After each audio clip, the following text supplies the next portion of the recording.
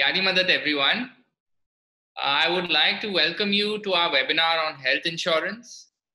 I'm Rishad Manikya, the Honorary Secretary for Health Board for India.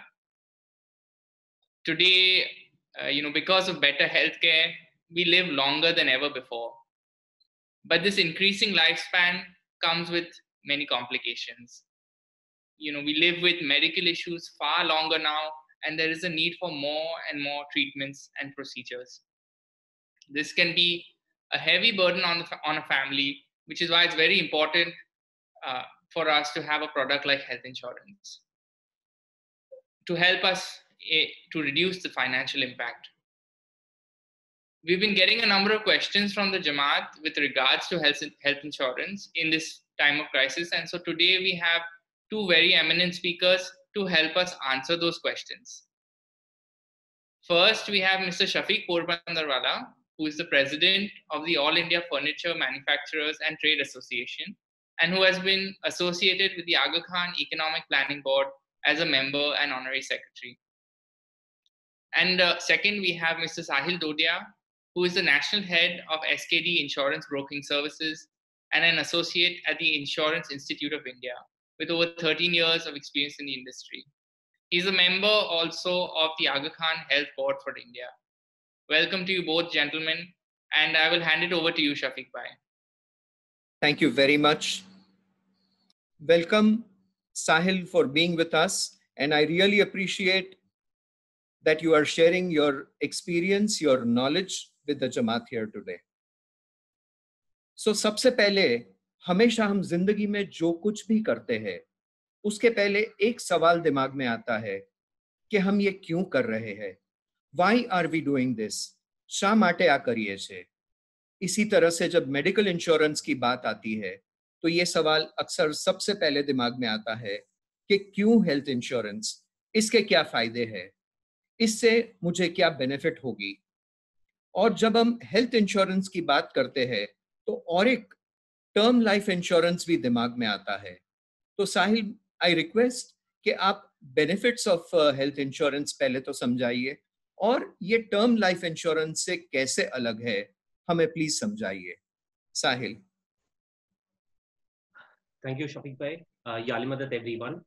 तो आज के time पे हेल्थ इंश्योरेंस एक नेसेसिटी बन गई है. कुछ साल पहले तक अगर हम देखें तो शायद हम हेल्थ इंश्योरेंस को एज अ ऑप्शन लेते थे या एज अ लग्जरी लेते थे, लेकिन आज के टाइम पे ये एक नेसेसिटी, एक जरूरी चीज बन गई है.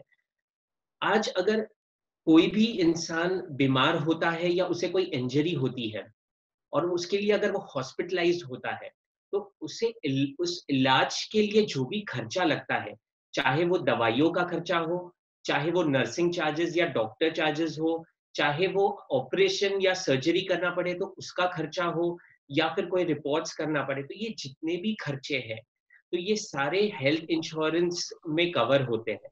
ना ही सिर्फ हेल्थ इंश्योरेंस, आप जब हॉस्पिटलाइज हो ना ही तभी के खर्चे, लेकिन हॉस्पिटलाइजेशन में एडमिट होने के पहले भी अगर आपने कोई टेस्ट कराया है या मेडिसिन ली है, तो वो भी खर्चे आपको कवर होते हैं. और अगर डॉक्टर कहता है कि डिस्चार्ज के बाद आपको अगर कोई फिजियोथेरेपी करनी है या कुछ मेडिसिन कुछ टाइम तक चालू रखनी है, तो वो सारे खर्चे भी हेल्थ इंश्योरेंस में कवर होते हैं. अब आज के टाइम पे हम देखें तो हमारी लाइफस्टाइल बहुत अनहेल्दी होती जा रही है. हम बहुत स्ट्रेसफुल लाइफ जीने लगे हैं. हमारा वर्क प्रेशर और सोशल प्रेशर, ये सारी चीजों के वजह से बहुत सारी नॉन कम्युनिकेबल डिजीजेस हो गई है. अब नॉन कम्युनिकेबल डिजीज मतलब जैसे कैंसर हो गया, दिल की बीमारी हो गई, डायबिटीज हो गई, ये सारी बीमारियां जो है, तो ना ही ये सब बीमारियां बढ़ती जा रही है, लेकिन वो बीमारियों का इलाज करने के लिए जो खर्चा आता है वो भी बढ़ते जा रहा है. तो इसके लिए आज के टाइम पे ये ऑल द मोर इम्पोर्टेंट है, एक जरूरी है कि ना ही हम सिर्फ हेल्थ इंश्योरेंस ले, लेकिन एक एडिक्वेट हेल्थ इंश्योरेंस ले, एक प्रॉपर सफिशिएंट अमाउंट का हेल्थ इंश्योरेंस. और जैसे आपने कहा कि कभी कभी ये थोड़ा सा कंफ्यूजन हो जाता है कि हेल्थ इंश्योरेंस क्या है और टर्म लाइफ इंश्योरेंस क्या है. बेसिकली तो टर्म लाइफ इंश्योरेंस जो होता है वो फैमिली में जो अर्निंग मेंबर होता है, उसके गुजर जाने के बाद अगर कोई खुदा ना खास्ता उसकी डेथ हो जाती है, तो पीछे फैमिली को एकदम से इनकम लॉस ना हो, इसके लिए उसकी फैमिली को एक जो अमाउंट दिया जाता है बिकॉज इनकी डेथ के, उसे लाइफ इंश्योरेंस कहते हैं, टर्म लाइफ इंश्योरेंस कहते हैं। लेकिन इसमें इलाज का खर्चा नहीं मिलता है, और इसमें तो ना ही सिर्फ लाइफ इंश्योरेंस इंपॉर्टेंट है, लेकिन हेल्थ इंश्योरेंस भी इक्वली इंपॉर्टेंट है। थैंक यू साहिल, काफी क्लैरिटी मिली दो चीजों के बारे में। और अब आप जब ये बात कर रहे थे तो उसमें आपने एक शब्द का इस्तेमाल किया, एडिक्वेट हेल्थ इंश्योरेंस, એટલે કે પૂરતો વીમો હોવો જોઈએ। अक्सर सुना गया है कि ये एडिक्वेट इंश्योरेंस होना चाहिए। तो आज के जमाने में महंगाई को देखते हुए आपको क्या लगता है कि एक परिवार का कितना कम से कम इंश्योरेंस होना चाहिए? आज के जमाने का मतलब सबसे पहले तो मैं क्लैरिफाई करूं कि ये कोविड वाला जमाना नहीं, पर नेचुरली जो ये दौर है, इस समय एक फैमिली का कितना आइडियली इंश्योरेंस होना चाहिए? एब्सोल्युटली, बहुत इंपॉर्टेंट क्वेश्चन है। एक्चुअली जब भी कोई हॉस्पिटलाइज होता है, तो उसकी फैमिली वाले जो है उनका सबसे पहले प्रायोरिटी रहती है कि हम हमारे फैमिली मेंबर को अच्छे से अच्छी ट्रीटमेंट दें, अच्छे से अच्छे हॉस्पिटल में लेके जाए, और अच्छे से अच्छे डॉक्टर से इनका इलाज करें। तो ऐसे टाइम पे अगर आपके पास इंश्योरेंस नहीं है या एडिक्वेट इंश्योरेंस नहीं है, तो हमेशा आपको वो टेंशन रहेगा, क्योंकि आपको वो फंड्स अरेंज करने का भी टेंशन रहेगा कि आप उनका ध्यान रखें या फिर फंड्स अरेंज करें, तो ये एक दिक्कत हमेशा आ जाती है। इसके लिए इम्पोर्टेंट है कि ना ही हम एडिक्वेट इंश्योरेंस ले। अब एडिक्वेट जो टर्म है, ये बहुत एक सब्जेक्टिव टर्म हो जाता है, व्यक्तिगत टर्म, बिकॉज आज शायद मेरे लिए जो एडिक्वेट हो वो शायद आपके लिए एडिक्वेट ना हो। तो it's a very subjective term. लेकिन अगर हम स्टैटिस्टिक्स देखें पिछले कुछ सालों का, तो आज से 4-5 साल पहले जो खर्चा लगता था उसमें और आज में आज जमीन आसमान का फर्क हो गया है। आज से 5 साल पहले शायद दिल की बीमारी का ट्रीटमेंट करने में शायद 2 से 2.5 लाख रुपए लगते थे, वो आज कम से कम 5 से 5.5 लाख रुपए तक लगते हैं। तो ये बहुत ही इम्पोर्टेंट है कि टाइम टू टाइम हम एडिक्वेट इंश्योरेंस जो है अपना चेक करें। अब और ये शायद जो 5 साल पहले जो एडिक्वेट था, वो आज के टाइम पे वो एडिक्वेट नहीं रहेगा, और आज जो है वो आने वाले टाइम में एडिक्वेट नहीं रहेगा। तो टाइम टू टाइम हमें ये रिव्यू करना है और हमारा इंश्योरेंस धीरे धीरे थोड़ा थोड़ा बढ़ाते जाना है। लेकिन अगर हम आज की बात करें, प्रेजेंट टाइम की बात करें, तो आज अगर आप मेट्रो सिटी में है, तो आपको कम से कम 8 लाख का इंश्योरेंस होना बहुत जरूरी है।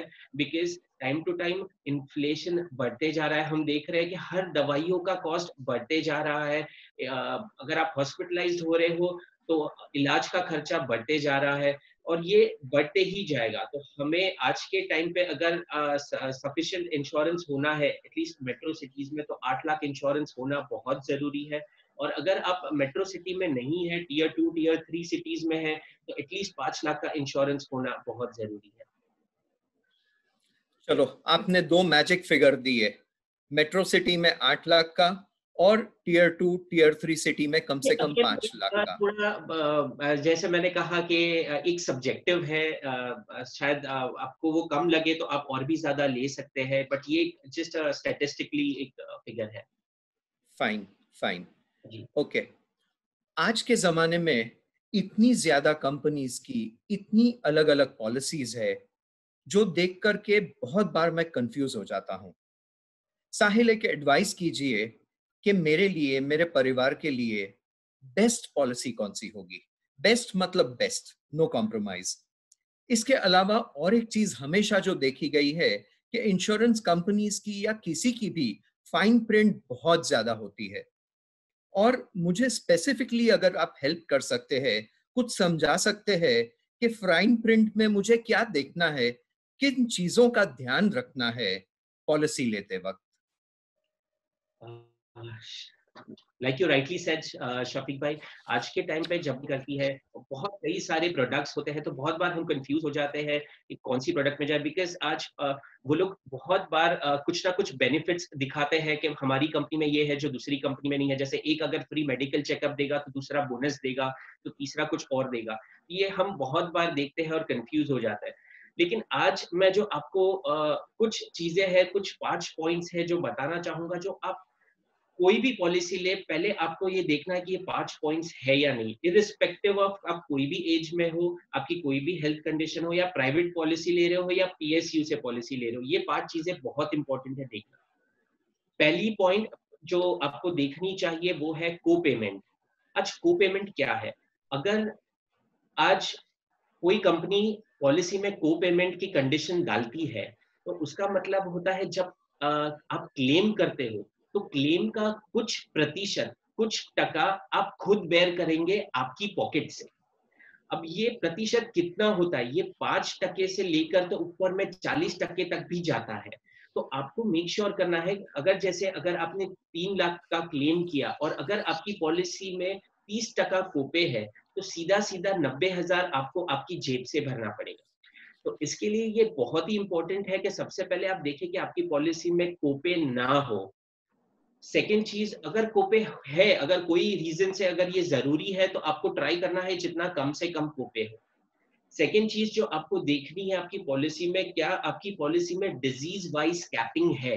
अब डिजीज वाइज कैपिंग क्या होती है? बहुत बार इंश्योरेंस कंपनियां डिजीज के ऊपर एक लिमिट दे देती है कि अगर दिल की बीमारी हुई तो हम इतना अमाउंट ही देंगे, अगर आपको कैंसर हुआ तो हम फलाना अमाउंट ही देंगे। तो ऐसे हर बीमारियों का उनके पास रेट कार्ड रहता है, और उसके ऊपर अगर कोई भी खर्चा होता है तो आपको अपनी जेब से करना है। तो इसके लिए ये भी जरूरी है कि हम देखें कि हमारी पॉलिसी में कोई डिजीज वाइज कैपिंग ना हो। तीसरी जो चीज हमें देखनी है वो है डिडक्टेबल, जो कि बहुत सारी कंपनियों ने डिडक्टेबल लगाना बंद कर दिया है, लेकिन फिर भी हमारी नॉलेज में होना बहुत जरूरी है। अब डिडक्टेबल में कैसे होता है कि आज कंपनी ये छोटे क्लेम्स ना आए इसके लिए डिडक्टेबल की कंडीशन करती है।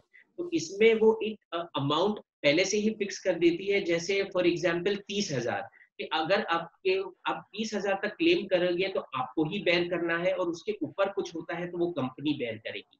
तो अगेन ये तीसरी कंडीशन है जो आपको देखनी है। चौथी कंडीशन जो आपको देखनी है वो है waiting period on pre existing disease. पहली बात तो प्री एग्जिस्टिंग डिजीज क्या होती है? अगर आप जिस वक्त पॉलिसी ले रहे हो उस समय अगर ऑलरेडी आपको कोई बीमारियां है, तो उसे प्री एग्जिस्टिंग डिजीज कहते हैं।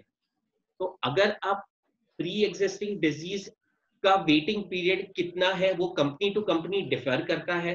तो जब आप पॉलिसी लो तो आप ये जानिए कि पहले तो आपको कोई प्री एग्जिस्टिंग डिजीज है या नहीं, और अगर है और उसमें आपको कितना वेटिंग पीरियड चाहिए।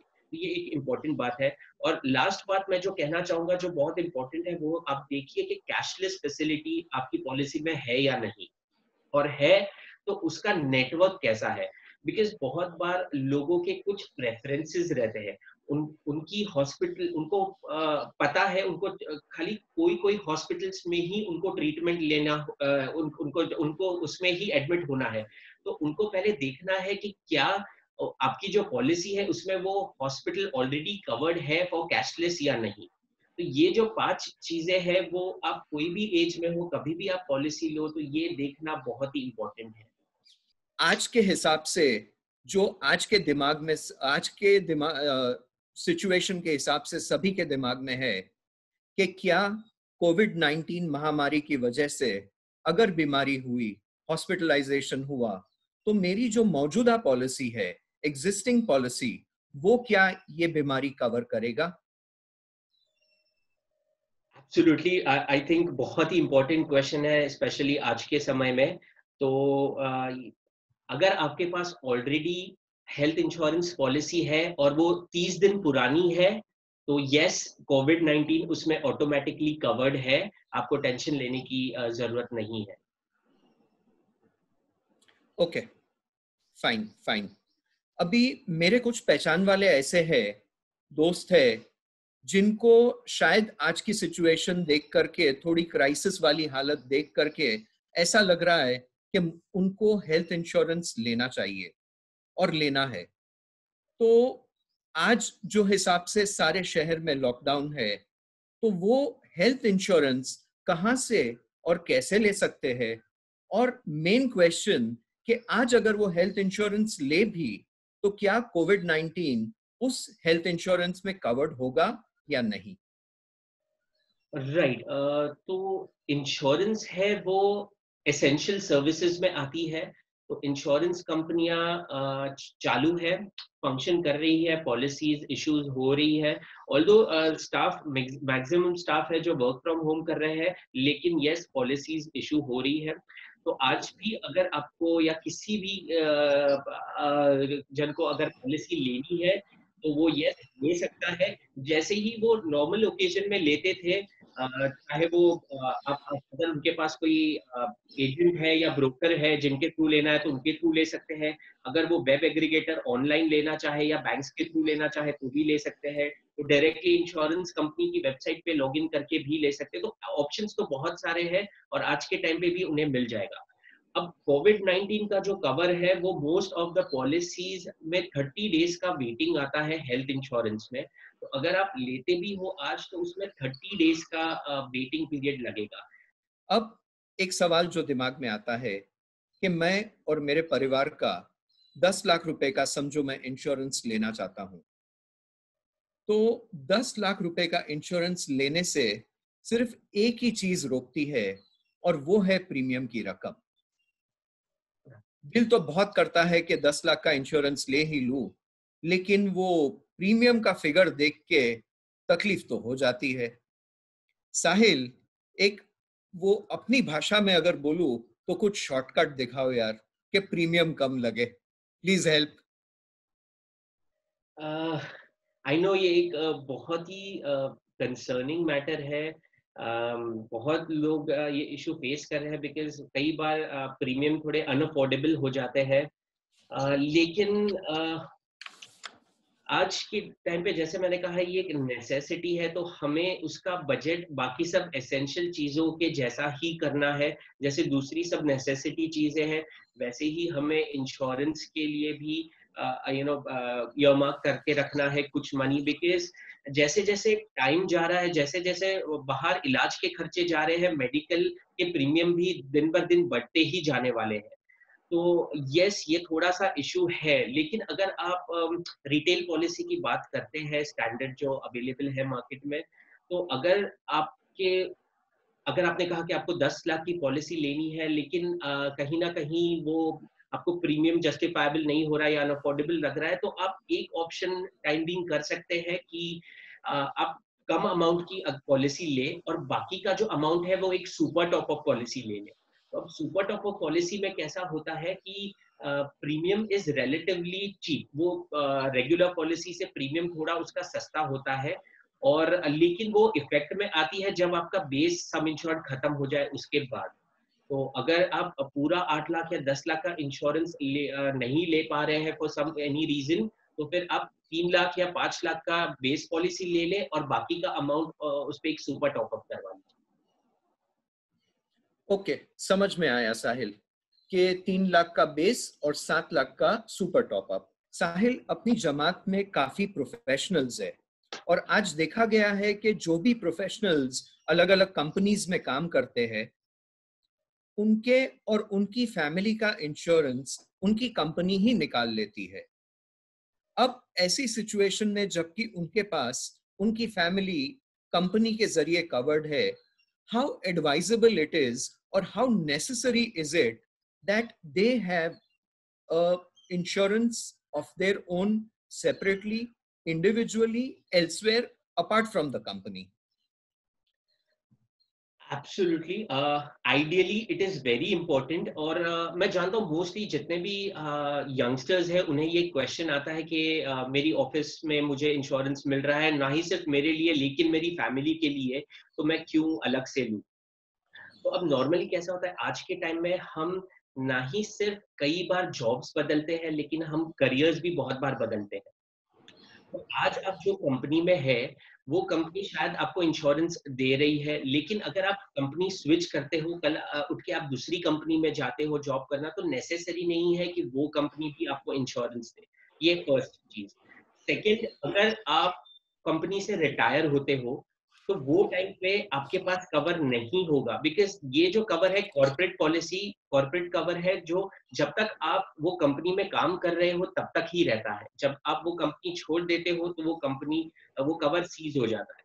तो जब आप रिटायर होते हो तो वो एज में आपके पास ऑप्शन बहुत कम रहते हैं। तीसरा, आज का जो समय है बहुत डिफिकल्ट टाइम है, कई सारे ले हो रहे हैं, बहुत कंपनियां अपने बेनिफिट्स जो पहले देती थी अपने एम्प्लॉइज को वो कम कर दिया है। तो बहुत चांसेस है कि इंश्योरेंस कवर वो शायद ना दे। तो अगेन ऐसी सब सिचुएशन में ये आइडियल है कि ऑल्दो आपके पास आपकी कॉर्पोरेट पॉलिसी है, लेकिन सेफर साइड आप एक रिटेल पॉलिसी आपके और आपकी फैमिली के लिए रखें, ये हमेशा एडवाइजेबल है। हमारी जमात के प्रोफेशनल्स के लिए आई थिंक बहुत क्लियर मैसेज आपने दिया है कि उनकी कंपनी की पॉलिसीज के अलावा उनकी खुद की, उनके फैमिली की पॉलिसीज अलग से होनी चाहिए। A very strong and a clear message. Thank you very much Sahil. अब एक एडवाइस लेनी थी, पर्सनल एडवाइस। मेरे मामा कुछ दिन पहले, जो अकेले रहते हैं, वो हॉस्पिटल से डिस्चार्ज हुए। उनको ऑफ कोर्स 15 दिन नहीं हुए हैं अभी तक, लेकिन आज के इस शहर के लॉकडाउन के हिसाब से वो उनके सारे पेपर्स कैसे और कहां सबमिट करे, क्योंकि रोड पे तो निकलने की मनाही है। और ऐसी स्थिति में अगर वो 15 दिन जो लॉकडाउन हमारा चलेगा और 14 दिन के लिए, और तब तक तो डेफिनेटली वो पेपर्स नहीं दे पाएंगे। तो ऐसी स्थिति में उनको क्या करना चाहिए? राइट। सो आज की जो सिचुएशन है ये एक एक्सेप्शनल सिचुएशन है। ना ही सिर्फ इंश्योरेंस कंपनियों ने बट इवन गवर्नमेंट ने एडवाइस किया है इंश्योरेंस कंपनी को। तो ये दौरान में जितने भी डिलेज होते हैं, ना ही सिर्फ क्लेम सबमिशन पे, इवन अगर आपकी हेल्थ पॉलिसी रिव्यू नहीं हो पाती है ये पीरियड में, तो गवर्नमेंट उसे कंसिडर कर रही है, इंश्योरेंस कंपनियां उसे कंसिडर कर रही है। तो जैसे आपने कहा ये डिले हो गया है तो ये कंट्रोल ऑटोमेटिकली हो गया है, तो लेकिन जैसे ही लॉकडाउन पीरियड खत्म हो जाएगा उन्हें वो पेपर सबमिट करने हैं। चलो, this really is a relief. Great. अब और एक चीज, मेरे एक दोस्त की मदर 74 ईयर ओल्ड, यानी कि 74 साल की है। आज वो मेरे दोस्त के दिमाग में आया है और वो कन्विंस्ड है कि उसको उसकी माँ का हेल्थ इंश्योरेंस लेना है। तो सबसे पहला सवाल कि क्या 74 ईयर ओल्ड का मेडिकल इंश्योरेंस ले सकते हैं? और दूसरा सवाल कि क्या वो लड़का उसकी माँ के बिहाफ पे प्रीमियम भर सकता है? एब्सोल्युटली, मैं तो कहूंगा आज के आज ही ले ले इंश्योरेंस, बिकॉज आज ना ही सिर्फ हमारी फैमिली में, इनफैक्ट इवन जमात में हमें देखना चाहिए कि कोई भी अगर सीनियर सिटीजन है और वो इंश्योर्ड नहीं है तो हमें ट्राई करना चाहिए क्योंकि वो इंश्योर्ड हो जाए। बिकॉज यही एज है, नॉर्मली 60-65 प्लस की जो एज है, यही टाइम है जब सबसे ज्यादा उन्हें प्रोबेबिलिटी है कि उन्हें इंश्योरेंस की जरूरत पड़े। और ऐसे टाइम पे उनकी इनकम भी लिमिटेड होती है। तो और ऐसे टाइम में अगर बड़ा खर्चा आ गया और उनके पास इंश्योरेंस नहीं है तो बहुत ही डिफिकल्ट टाइम्स हो जाएगा फैमिली के लिए। तो यस, अगर आपकी जो फ्रेंड है उन्होंने नहीं लिया है उनकी मदर का इंश्योरेंस, तो उन्हें प्लीज कहिए आज वो ले सकते हैं, कोई भी एज में ले सकते हैं। हाँ, उनके पास ऑप्शंस लिमिटेड हो जाएंगे क्योंकि सारी कंपनियां ऑफर नहीं करती है ये एज में इंश्योरेंस। तो उनके पास जो ऑप्शंस अवेलेबल है वो शायद थोड़े कम हो, लेकिन नो प्रॉब्लम, बहुत सारी कंपनियां हैं जो इंश्योरेंस देती है ये एज में। ना ही सिर्फ ये एज में बट इवन अगर वो 85-95 इयर्स है फिर भी उन्हें वो इंश्योरेंस कर सकेंगे। एक सवाल और है कि हेल्थ इंश्योरेंस का प्रीमियम क्या हर महीने में भर सकता हूं? जैसे ईएमआई हम भरते हैं उस तरह से क्या हेल्थ इंश्योरेंस का प्रीमियम भर सकते हैं, या समथिंग टोटली ऑपोजिट कि अगले 2 साल 3 साल का एक साथ में क्या आज प्रीमियम भर सकता हूं? Are there these kind of options which would be available? So up to 31 March ये मंथली, अभी 31 मार्च तक ये ऑप्शंस अवेलेबल नहीं था कि हम मंथली प्रीमियम भर सके। लेकिन अभी अप्रैल ऑनवर्ड्स ये ऑप्शंस डेफिनेटली लोगों को मिलेंगे, सब पॉलिसीज में नहीं, लेकिन धीरे धीरे ये स्टार्ट हो जाएगा। तो कमिंग फ्यू मंथ्स में, कमिंग फ्यू इयर्स में ये ऑप्शंस पॉलिसी होल्डर्स के पास रहेगा कि वो मंथली प्रीमियम भी भरे। और यस, जैसे आपने दूसरी बात कही, वो ऑप्शंस ऑलरेडी आ गया है मार्केट में। अगर कुछ कुछ कंपनियों ने स्टार्ट कर दिया है, तो अगर आपको 2 साल का या इवन 3 साल का प्रीमियम एक साथ में भरना है, तो कुछ कुछ कंपनियों ने ऑलरेडी स्टार्ट कर दिया, आप ऐसा कर सकते हो। एंड होपफुली बाकी की companies will follow the suit, and बाकी कंपनीज में भी इम्प्लीमेंट हो जाएगा वेरी सून। ओके, अब कुछ सवाल जो हमारे पार्टिसिपेंट्स के तरफ से आए हैं उनको एड्रेस करने की कोशिश करेंगे। Shabnam Lalani from Nanded has asked, what is critical illness policy? जी right, so critical illness policy में इंश्योरेंस कंपनियां ने कुछ डिजीजेस जो क्रिटिकल है, जो बड़ी बड़ी बीमारी है, जैसे कैंसर हो गया, दिल की बीमारी हुई, जो भी ये बड़े बीमारियां हैं, उनकी एक लिस्ट है।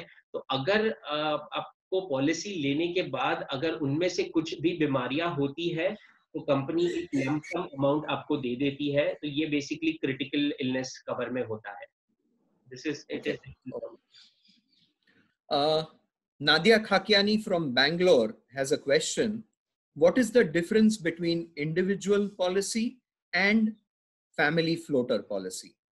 राइट, सो इंडिविजुअल पॉलिसी में हर एक मेंबर्स जो होते हैं, जैसे आप, आपकी वाइफ, बच्चे, जो भी है, तो हर एक मेंबर्स को सम इंश्योर्ड फिक्स रहता है। और फ्लोटर पॉलिसी जो है उसमें हर एक को फिक्स नहीं रहता, एक फ्लोटर, एक अम्ब्रेला अमाउंट दिया जाता है। और हर एक फैमिली मेंबर, चाहे वो एक बंदा पूरा अमाउंट यूज करे या चारों मिलके करे, तो वो चलता है। तो ये डिफरेंस है इंडिविजुअल में और फैमिली फ्लोटर में। Okay. Amin Nurdin from Angul. He has a doubt. Can we claim for expenses done towards yearly checkup? Right, so बहुत सारी कंपनियां हैं, जैसे मैंने इनिशियली भी कहा कि कुछ ना कुछ वो बेनिफिट्स एक्स्ट्रा देती है, सो दैट वो अपने यूएसपी बढ़ा सके।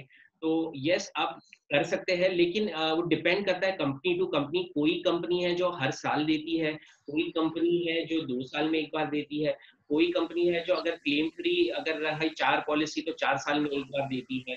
तो यस, मिलता है, लेकिन वो कौन सी कंपनी में है, वो कंपनी की क्या पॉलिसी है, उसके ऊपर डिपेंड करेगा। Amin Ladda from Sikandrabad has a question. Central government has initiated that 50 lakh insurance is available for citizens. Kindly give clarity on that. Right, so ये टाइम में गवर्नमेंट ने जो कोविड-19 के लिए स्पेसिफिक जो कवर दिया है, वो खाली हेल्थ वर्कर्स के लिए दिया है जो एसोसिएटेड है, बिकॉज वो रिस्क लेके अभी भी काम पे जा रहे हैं, लोगों का इलाज कर रहे हैं, और वो रिस्क से काफी एक्सपोज हो रहे हैं। तो ये हेल्थ वर्कर्स के लिए स्पेसिफिक ये पॉलिसीज है, और बाकी सब सिटीजन के लिए नहीं है। Okay, मतलब आपके और मेरे लिए वो नहीं है. Okay, okay. Is there any policy for people having medical ailments like stent implantation who have missed their premium and currently do not have any health insurance? This is from Sarfaraz Dosa, Mumbai. Right, so पहली बात तो ये एक मेरी request है कि अगर आप की पॉलिसी अगर जूनी है और कंटिन्यू है काफी टाइम से, तो प्लीज उसे कंटिन्यूसली रिन्यू करें, उसमें ब्रेक ना करें। बिकॉज अगर एक बार आपकी पॉलिसी ब्रेक हो जाती है, तो कंटिन्यूटी बेनिफिट मिलना बहुत मुश्किल हो जाता है। इस केस में यस, डेफिनेटली उनके पास ऑप्शन है। बहुत सारी कंपनियां हैं जो उन्हें पॉलिसी देगी, लेकिन उसमें हो सकता है कि वो कुछ कंडीशन डाल दे, उसमें कुछ एक्सक्लूजन डाल दे, यानी उनको जो एग्जिस्टिंग जो प्रिवेलिंग हेल्थ कंडीशन है उसको छोड़ के अगर कुछ और मिलेगा, कुछ और बीमारी होती है, तो वो कवर होगा। लेकिन ये स्पेसिफिक बहुत सारी कंपनी वेटिंग पीरियड डाल दे या उसे एक्सक्लूजन में डाल दे।